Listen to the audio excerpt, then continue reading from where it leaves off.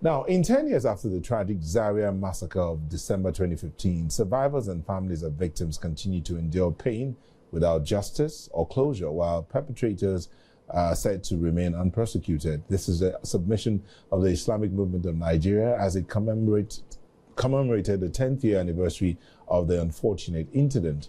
The leader of the movement in Nigeria, Sheikh Ibraheem El-Zakzaky, called on the authorities to ensure the protection of human rights of members during processions, accusing security agencies of the continuous and unlawful disruption of processions while opening fire on innocent citizens. El-Zakzaky says the group will continue to gather and carry out its activities as guns cannot frighten or silence their ideology. He also adds that they will continue to pursue the matter at the International Criminal Court through the Islamic Human Rights Commission until justice is served. The question of Buhari is over, all right? We will meet on the day of judgment.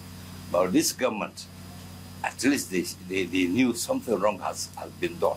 They ought to address it. We don't have to demand. They ought to address it. And furthermore, I've told you that they even made promise, even though secretly they not open it. They made promise to us that when they come into power, they will address the issue. But the answer we have from them is silence. You cannot destroy an ideology with gun. It is not possible. This is an ideology. It's spreading.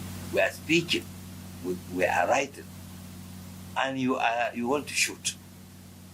Why? What we say and what we write goes to the minds of the people and they accept it.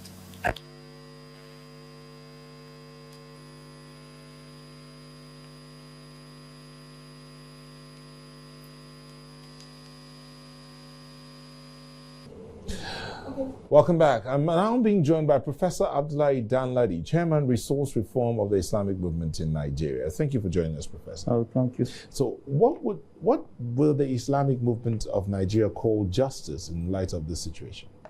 Well, justice is justice. That is to say, to put things in their proper perspective. Mm-hmm.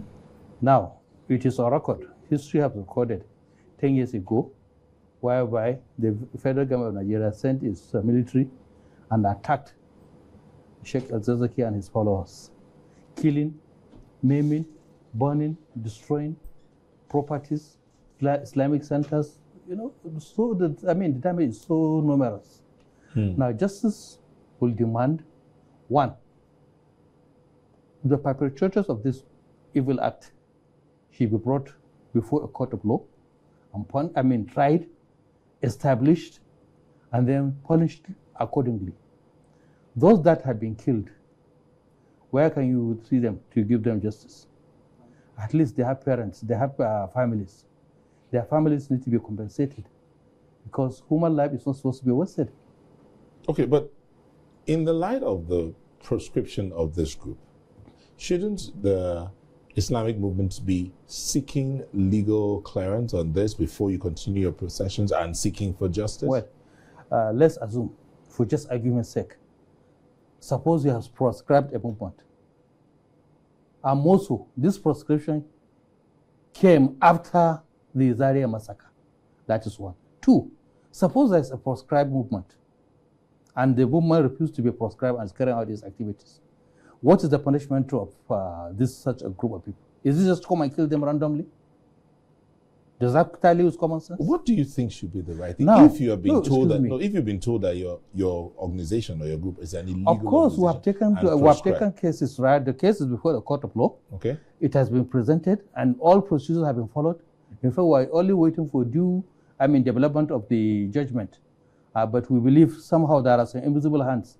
Because one, we believe that this proscription was wrongly done. It was not properly followed. There are procedures. We are not living in a jungle justice, whereby somebody can just come and sign a paper on behalf of the president and say he has proscribed a group of people with their own ideology. And you cannot proscribe ideology. You cannot proscribe Islam. You cannot proscribe somebody's understanding and conviction on a religion. However, for the sake of argument, this thing is before the court of law. We are waiting for judgment, and if the Nigerian justice is a stand, I believe such a proscription is illegal We have contested it, and we believe we have won the case, or we are only waiting for them to deliver. Okay, just before we let you go, the movement says it has the federal government, it's taken the federal government to the International Criminal Court. Yeah. What are your demands there? I mean, even though you said you're in court here in Nigeria, yet you've gone to the International Criminal Court. Our case in court here in Nigeria, one, you talked about this prescription, which is there. Similarly, there are other cases that are in there. But the International Crime Court is obvious.